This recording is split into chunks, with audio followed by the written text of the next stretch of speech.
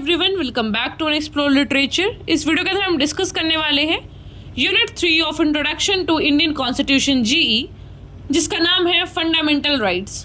तो इस जीई की बाकी सारी यूनिट्स अपलोड की जा चुकी हैं। आई होप आपने वो देख ली होंगी। अगर नहीं देखी है तो उनके लिंक्स आपको डिस्क्रिप्शन में और फर्स्ट कमेंट में मिल जाएंगे।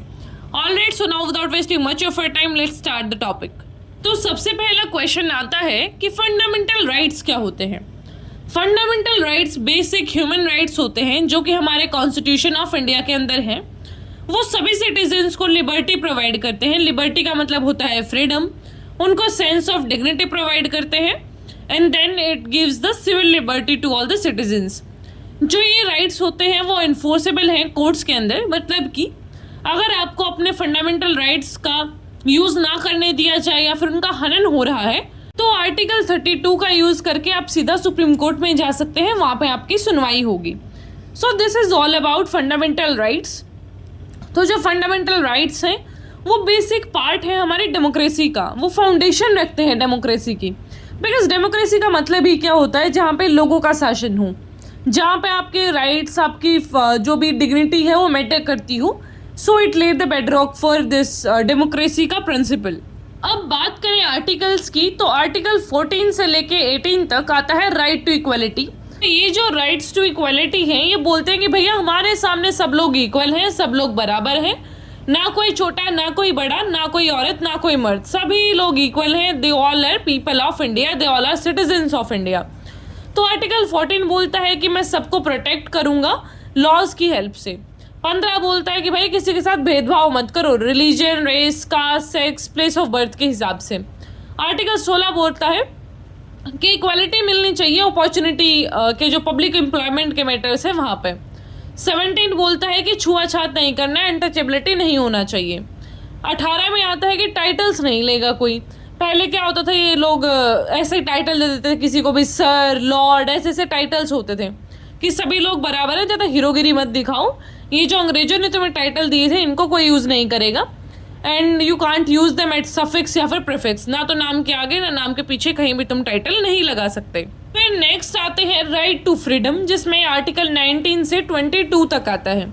आर्टिकल 19 बात करता है 6 फंडामेंटल राइट्स की, जहाँ पे वो स्पीच और एक्सप्रेशन का फ्रीडम, असेंबली का फ्रीडम, एसोसिएशन, मूवमेंट, रेजिडेंस और प्रोफेशन के फ्रीडम की बात करता है।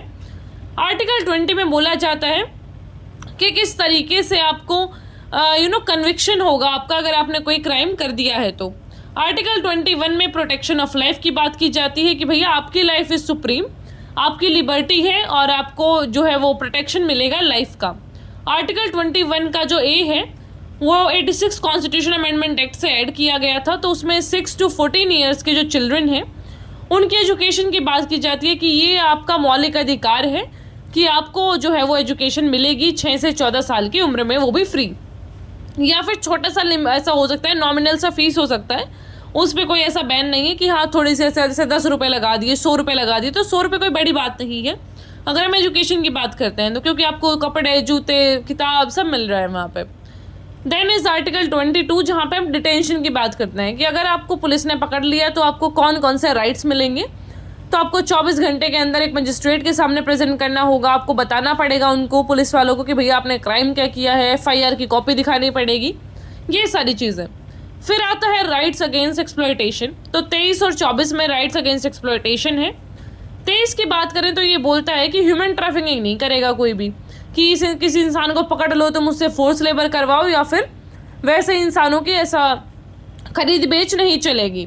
फिर आता है आर्टिकल 24 जो कि बोलता है कि भैया चाइल्ड लेबर नहीं होना चाहिए। कोई भी बच्चा फैक्ट्री, माइन, हैज़ार्डस कंपनीज में मिला तो फिर हम बताएंगे तुम्हें। फिर नेक्स्ट है right to freedom of religion, जो कि आर्टिकल 25 से 28 के बीच में आता है। आर्टिकल 25 बोलता है कि आपको फ्रीडम है कंसाइंस का, कि आप प्रोफेस कर सकते हैं, प्रैक्टिस कर सकते हैं और प्रोपगेट कर सकते हैं अपने रिलीजन को। आर्टिकल 26 बोलता है कि जो भी तुम्हारे धर्म से रिलेटेड अफेयर्स हैं, जो भी बिजनेसेस है, मैनेजमेंट है, वो तुम आराम से करो। 27 बोलता है कि किसी को टैक्स नहीं भरना। पहले क्या होता था, जजिया टैक्स होता था कि आपको जो नॉन मुस्लिम रिलीजन्स हैं उनको जजिया टैक्स देना पड़ता था, अपना धर्म है जो उसको प्रैक्टिस करने के लिए। लेकिन अभी ऐसा कुछ नहीं है, हम इंडिपेंडेंट एक नेशन है। हमारे यहाँ पे सभी रिलीजन्स बराबर हैं, सभी लोग इक्वल हैं, and we all are brothers and sisters, वो वाला चलता है ना हमारा pledge. Then is article 28, freedom from attending religious instruction और worship in certain educational institutions, कि आप अपने धर्म के रिलीजियस इंस्टीट्यूशंस भी चला सकते हैं, बस वहाँ पे आपको यूनिटी, ब्रदरहुड, इन सारी चीज़ों की बात करनी है, कोई भी ऐसी बात नहीं करनी जो कि देश के खिलाफ हो। फिर आता है आर्टिकल 29 से 30, कल्चरल एंड एजुकेशनल राइट्स। तो आर्टिकल 29 बोलता है कि जो भी माइनॉरिटीज़ हैं उनकी लैंग्वेज को, स्क्रिप्ट को, कल्चर को प्रोटेक्ट करने का राइट है उनके पास। आर्टिकल 30 में बोला गया है कि जो माइनॉरिटीज़ हैं वो अपने एजुकेशनल इंस्टीट्यूट्स को बना सकती हैं और उनको एडमिनिस्ट्रेट कर सकती हैं। तो पहले आर्टिकल 31 भी था हमारा फंडामेंटल राइट, जिसमें राइट टू प्रॉपर्टी आता था, बट अब वो फंडामेंटल राइट नहीं है, उसको हटा दिया गया है 44th कॉन्स्टिट्यूशन अमेंडमेंट एक्ट 1978 से। अब उसको एक सिविल राइट बना दिया गया है आर्टिकल 300 के अंदर।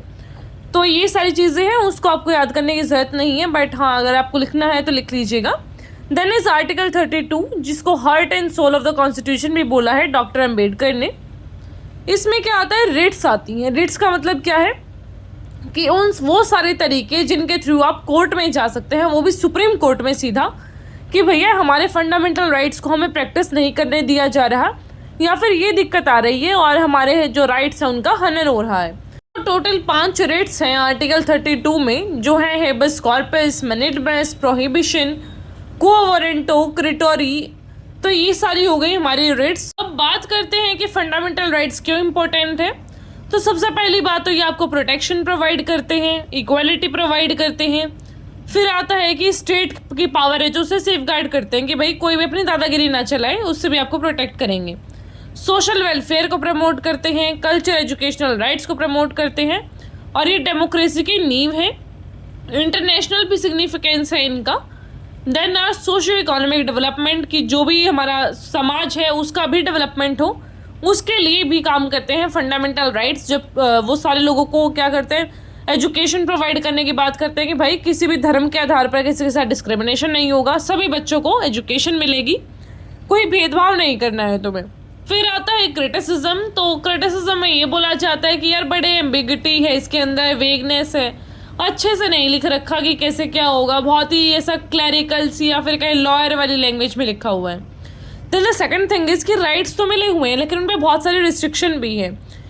उन्होंने छोटे से पॉइंट में लिख दिया नीचे कि भाई ये तुम कर सकते हो बट इस रिस्ट्रिक्शन के साथ, तो रिस्ट्रिक्शंस ज़्यादा है फंडामेंटल राइट्स से। थर्ड आता है कि डायरेक्टिव प्रिंसिपल्स के साथ इनकी कॉन्फ्लिक्ट हो जाती है।